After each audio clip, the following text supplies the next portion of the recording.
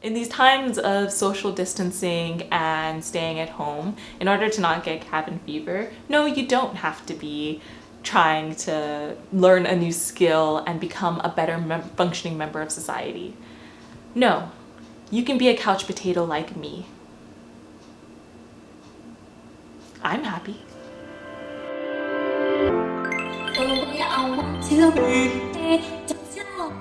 Without further ado, here it is, the video nobody asked for, days much later than I gave myself a deadline to complete, my 5 random Netflix recommendations. Okay, so let's just jump right into it. My first recommendation is a science fiction thriller TV series called Dark. Now this is a series that I only recently got turned on to, but it's actually been around since 2017 is when the series first debuted. There are 2 seasons right now out on Netflix. So Dark is about a small German town who's trying to come to terms with the disappearance of a high school boy. And so while they're still trying to deal with this issue, another child goes missing. Pretty much everyone's trying to figure out what the pattern is here. One of the biggest comparisons people have made about Dark is that it's like the German Stranger Things. And I would kind of have to agree that with overall tone and just kind of a little bit visually, it's very similar. And there's also this sort of obsession with the 80s involved, but that's kind of where the similarities stop. The editing on the show is very non-linear in that it jumps around time a lot. It also reminds me of David Lynch's Twin Peaks because it's just really dark. I think one of the best descriptions of the show is from a review by Vox that says, Netflix's Dark isn't a show you watch, it's a show you solve. And in the 3 years that it's been around, they've got awards for best cinematography, art direction, sound editing, and rightly so. Like I said, the best word that I have for it is that it's very involved. So that's what makes it interesting to me anyway. If you like Stranger Things, if you like Twin Peaks, I recommend Dark. So next on my list, I have the show that everybody, I'm sure at this point in time, has at least seen on their suggested, and that is Tiger King. Murder, mayhem, madness. So Tiger King is only 1 season. There are 7 whirlwind episodes. It started off as like a documentary on like snakes. The main center, our so-called Tiger King, is a man named Joe Exotic, who owns a zoo for like one of those cub petting zoos. Okay, so Joe Exotic is a gay polygamist madman, and he is very entertaining to watch, very unstable, and it's just crazy that all of the stuff that was documented actually happened, that everything that you see and are told about actually happened, whether or not the perspectives are correct and the details and everything. I mean, obviously it's documentary, they have to put some sort of like underlying narrative to kind of sway you. I know that there's been some discussions. It's very similar to the series Making a Murderer. There are opportunities to be empathetic with the characters. That being said, wow, what a ride. So Tiger King's IMDb score is actually 8.1 out of 10.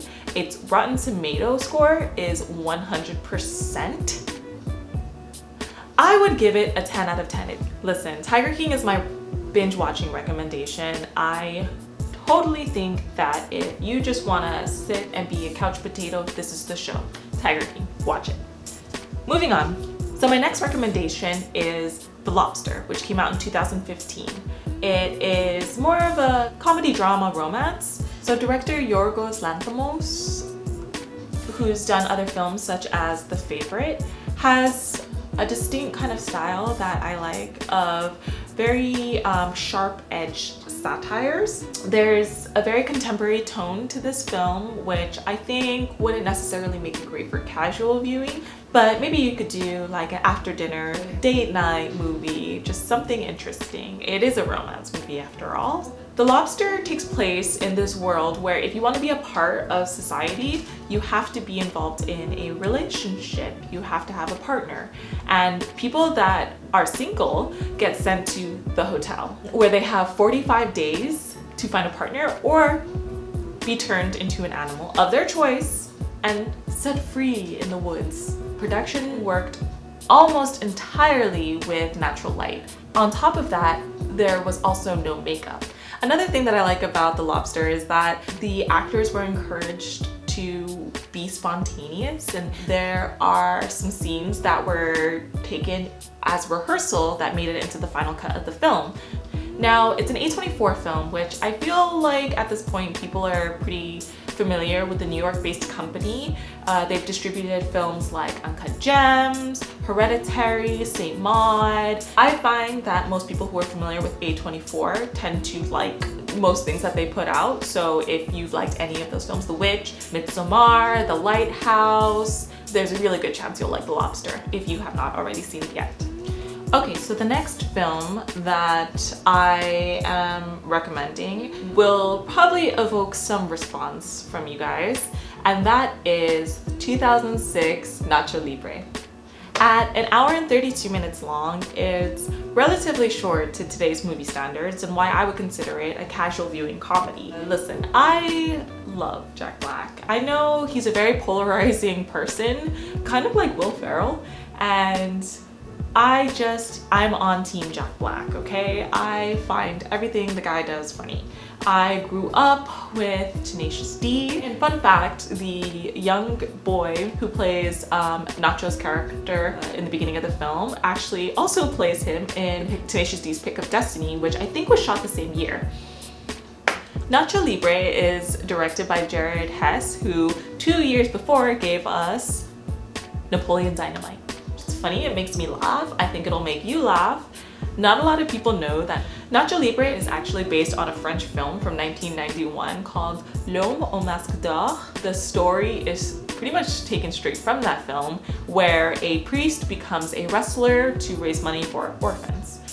Nacho Libre pays homage to this film by having its character wear a golden mask, who the main character in L'Homme au Masque d'Or dons as he becomes this famous persona. If you don't like Nacho Libre, I don't know what you want from me, okay? The last movie on my recommendation list is one that I have no doubt you've heard of before, and that is Raiders of the Lost Ark, later marketed as Indiana Jones, Raiders of the Lost Ark. At an hour and 55 minutes long, this action-adventure film takes us around the world, which is great because no one can travel right now and you shouldn't be traveling unnecessarily. Now, can you really go wrong with a Steven Spielberg directed movie and a John Williams composed score? I don't think so. Or maybe you can, I don't know. This film has won so many awards across the board, from art direction, cinematography, sound, special effects, actor, actress. I think now more than ever, we're kind of really missing, you know, just being outside and seeing things for ourselves and traveling especially.